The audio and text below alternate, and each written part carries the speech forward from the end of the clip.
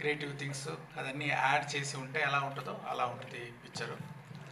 అది ఒక గవర్నమెంట్ ఆఫీసర్కి ఒక పాలిటీషియన్కి మధ్యలో జరిగేది వార్, అది ఈ పిక్చరు. దీంట్లో హీరో క్యారెక్టర్కి ఒక బ్యాక్ స్టోరీ ఉంటుంది.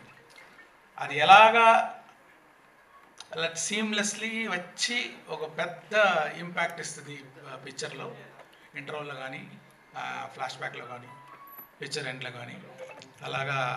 ఆ మెయిన్ క్యారెక్టరు రామ్ చరణ్ గారు చాలా బాగా చేశారు. అందరూ చెప్పారు ఇది సంక్రాంతి అని, కాదండి ఇది రామనవమి. అంటే రామ్ గారు అంత బాగా చేశారంటే మల్టిపుల్ టైం. ఒక ఆఫీసర్ అంటే ఎలా ఉండాలంటే నిజంగా ఉంది, బిలీవబుల్గా ఉంది. అక్కడ ఒక ఆర్టిస్ట్ అది కనిపించలేదు, ఆ క్యారెక్టరే కనిపిస్తుంది. దానికి చాలా కోఆపరేట్ చేశారు. హెయిర్ కట్ అని, ముష్ కట్ చేసేదని, ఏది అడిగితే కూడా బాగా కోఆపరేట్ చేశారు. అది చాలా బాగా విజువల్గా మీరు చూడొచ్చు.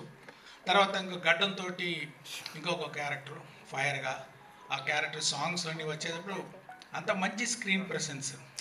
నాకు తెలిసి ఇప్పుడు ఆయన చూడడానికి చాలా ఆడియన్స్ వస్తారు పిక్చర్కి అని ఒక అనుమానం. ఒక కేరా ధ్వని కూడా ఉన్నారు. ఇప్పుడు హాలీవుడ్ తిరిగి ఇండియన్ సినిమాని ఇలా చేస్తున్నారని అని చూసేటట్టు చేసిన pride of Indian cinema Rajamouli గారు వచ్చి ఈ ట్రైలర్ రిలీజ్ చేసేది నాకు గౌరవం, హ్యాపీ.